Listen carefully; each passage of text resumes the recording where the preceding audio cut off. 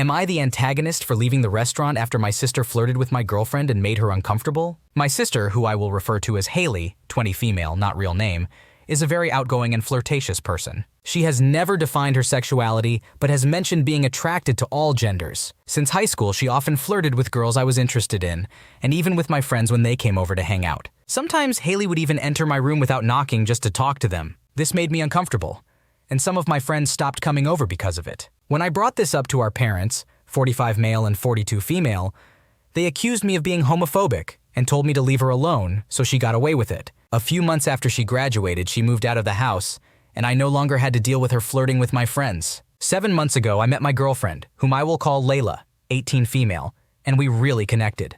We have been together for a little over 4 months. One thing to note about Layla is that she is quite shy and seldom expresses her concerns until afterwards. I wanted Layla to meet my parents, so we arranged a dinner at a nice restaurant on Tuesday night. However, my parents invited Haley without informing me, and she arrived almost 30 minutes late. During most of the dinner, Haley continuously flirted with my girlfriend. She complimented Layla's clothing, body, facial features, and even offered her number multiple times. My parents laughed along with her behavior, claiming it was just her usual behavior.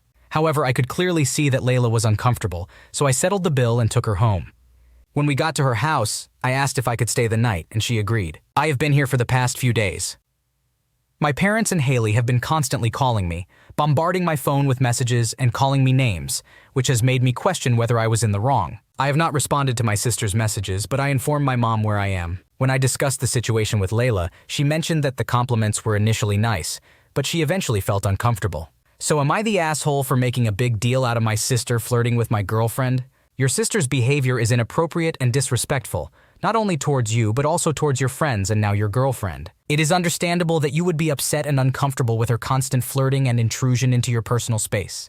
Your parents' reaction to your concerns is dismissive and hurtful. Instead of addressing the issue, they accuse you of being homophobic, which is not only unfair, but also a way to deflect from the real problem. They are enabling your sister's behavior and disregarding your feelings. You did the right thing by taking your girlfriend away from the uncomfortable situation and supporting her. Ignoring your sister's messages and distancing yourself from your parents is a valid response to their lack of understanding and support. In this situation, it is important to prioritize your girlfriend's comfort and well-being. It might be necessary to set boundaries with your sister and have a serious conversation with your parents about the impact of their behavior on your relationships. Am I the antagonist for making the lady who accused us of taking her pictures cry? I'm a 35-year-old man, and I was out shopping with my 34-year-old spouse, searching for a birthday gift for my mother-in-law at a local thrift store. This incident happened a few days ago, and I will use my alternate account.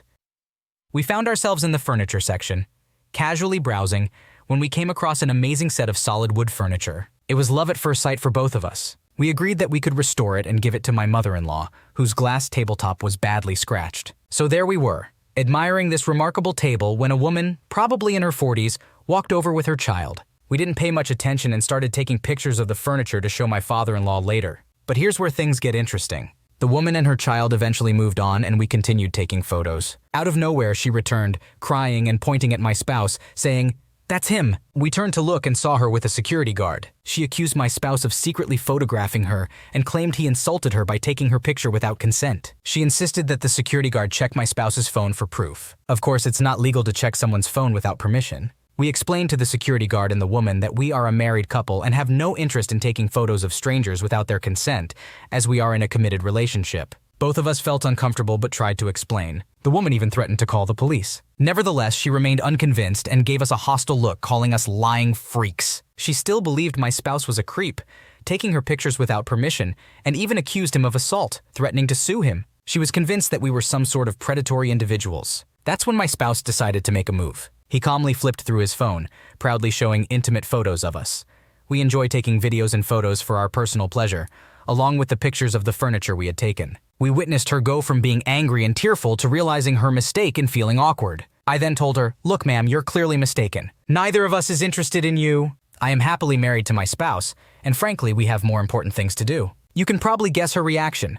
More tears, no apology, shouting at us that we are lying and not actually gay, even using offensive language towards us. She then grabbed her child and stormed off. So am I the asshole for standing up to her and not handling the situation in a more mature way? I believe she was going through a tough time since she appeared distressed. Was my spouse right in pulling that surprising move? It seems like you and your husband were unfairly accused by the lady, who believed he was taking photos of her without consent. You both tried to calmly explain the situation and even showed proof of your relationship and the actual photos you were taking. Your husband's decision to show intimate photos was a way of demonstrating that you both have no interest in taking anyone else's pictures but yourselves, which was likely an effective way to diffuse the situation. The lady's reaction was inappropriate and uncalled for, even resorting to using a homophobic slur towards you both. You did nothing wrong in telling her off and standing up for yourselves. It's understandable that you may have reacted emotionally due to the unjust accusation and the derogatory language used against you. Considering the circumstances, it seems like you handled the situation as well as you could, remaining calm initially and only responding assertively when necessary. Am I the antagonist for refusing to pay my sister back $5 for a Halloween accessory I told her I did not want? Some backstory. Every year my 26 female family has this Halloween tradition where my niece 8 and nephew 10 pick a theme for a group costume. Last year was The Little Mermaid, and the year before that was Inside Out. This year we are doing Aliens. I think it's cute and fun going around trick-or-treating with them and seeing others' reactions to the group costume. However, the issue comes with my 31 female sister, their mom. When it comes to holidays, she becomes a bit of a control freak. If things aren't exactly the way she wants them, she vetoes it without room for discussion. And if you ignore her decisions, she'll give you the cold shoulder for weeks. Usually, it's whatever, everyone has a thing they're a little crazy about. However, for Halloween, it's a different story compared to other holidays. When putting together a costume that matches the theme, she gets final say in what everyone wears. And again, I wouldn't really have an issue with this, except she only approves of high-quality costumes. High quality meaning costumes that typically cost more than what you would find at the store.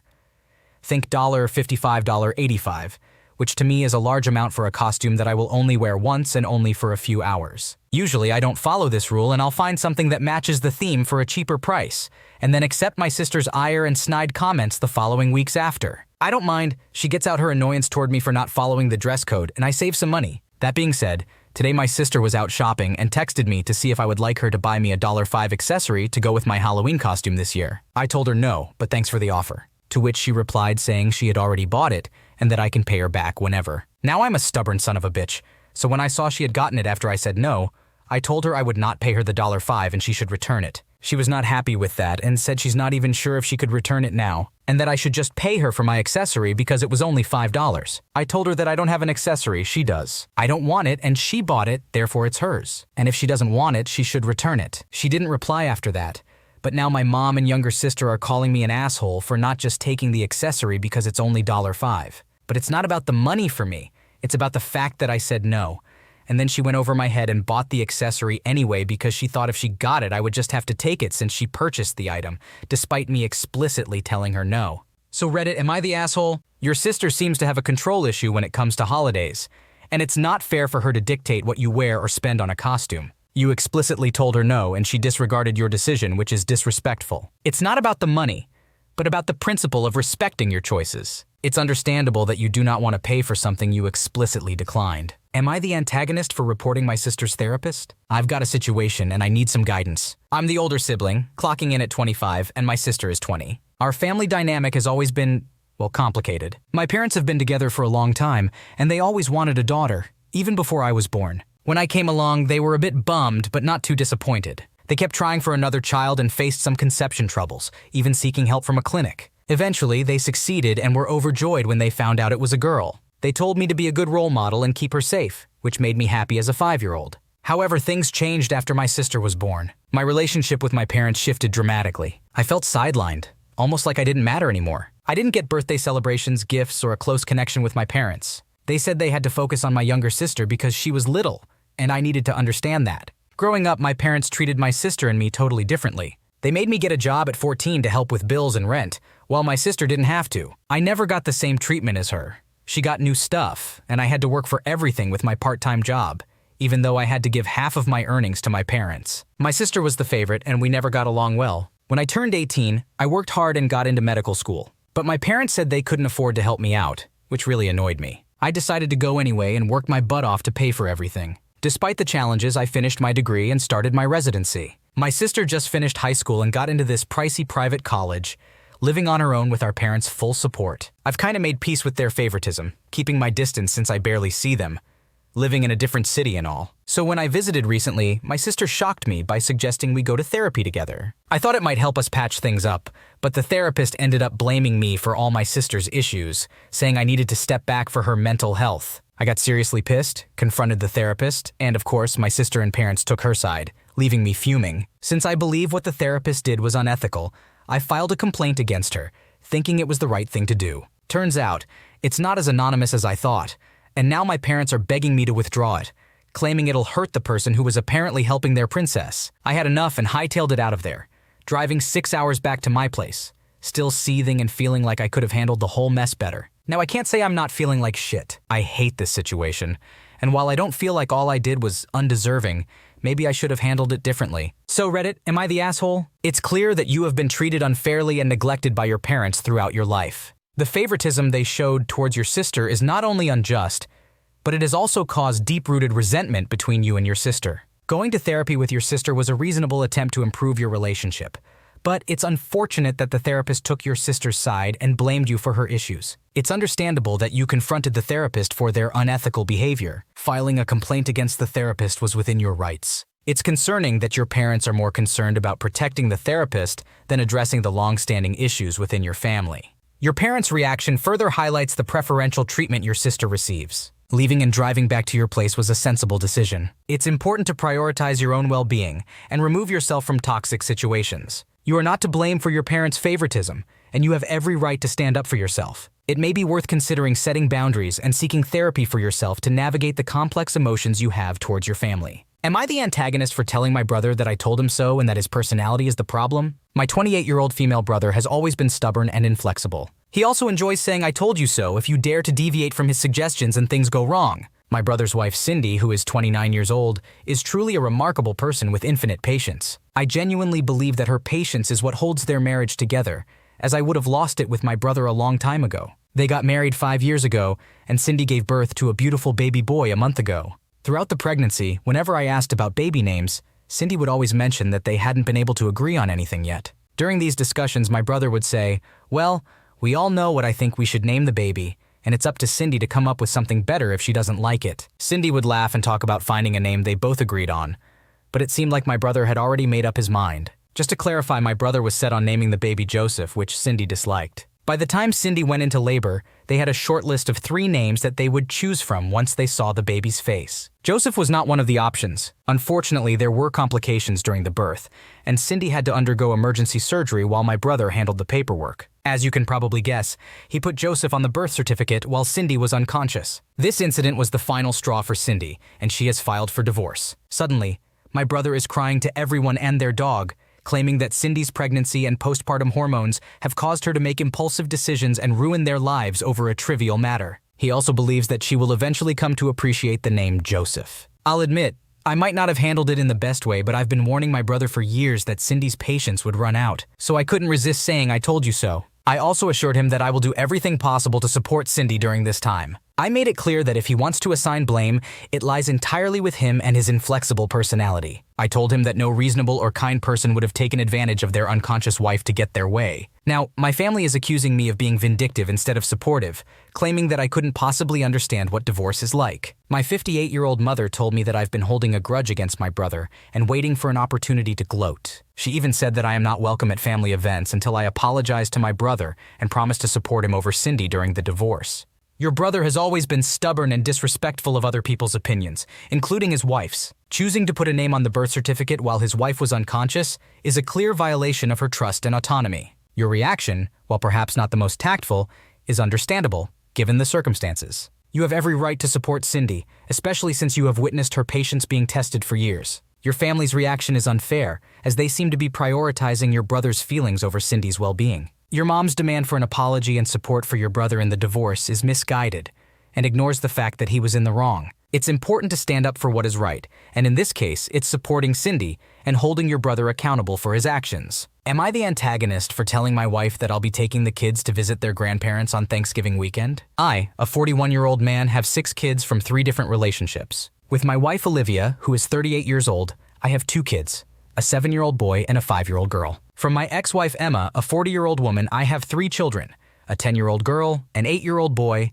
and a 6-year-old girl. Additionally, from my ex-wife Sophie, a 42-year-old woman, I have a 12-year-old boy. Despite being separated, I have maintained very good co-parenting relationships with both Emma and Sophie, and I consider them to be close friends. All my children live with their mothers, and since we all live in the same city, they see each other regularly. The kids have a close bond and consider themselves normal siblings, which has made things easier. Recently, I've been planning a visit to my own parents, who are 75 and 71 years old, respectively. They recently retired and seem to be getting bored staying at home most days. I thought that seeing the kids would cheer them up, and the kids are more than happy to see their grandparents and get spoiled by them. My brother Brad, who is 37 years old, is also joining us on the visit along with his wife Samantha, a 35-year-old woman and their 2 kids, a 6-year-old boy and a 4-year-old girl. This means that the kids will also get to see their cousins, which is nice. We have planned a date for the visit with my brother and parents, and we have decided that the best time for all of us is Thanksgiving weekend, which is next weekend in Canada. While Emma and Sophie are okay with me taking the kids on this visit,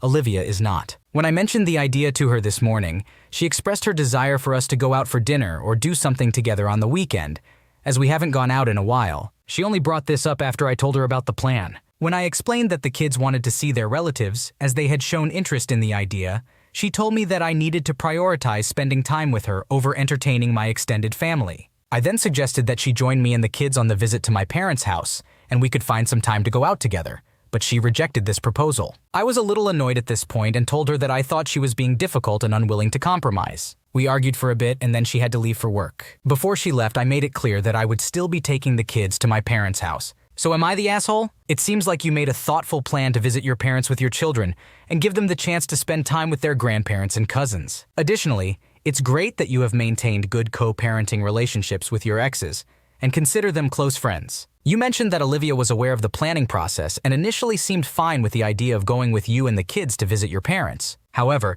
she expressed her desire to go out for dinner once the plan was finalized. While it's understandable that she may want to spend quality time with you, it's also important to consider the needs and desires of your children and the opportunity for them to see their extended family. You offered a compromise by inviting her to join you at your parents' house and then finding time to go out together, but she refused. It's possible that her sudden change of heart and refusal without a valid reason may be seen as unreasonable. Communication and compromise are key in any relationship, and it's important for both partners to consider each other's needs. In this situation, it seems like you were prioritizing the needs of your children and their desire to visit their relatives, which is not unreasonable. However, it would be good to sit down and have an open conversation with Olivia to understand her perspective and find a solution that works for both of you. Thanks for watching. When you subscribe, make sure to hit the bell to turn on notifications so you never miss a video. To finish listening to all the stories, check out the playlist in the description.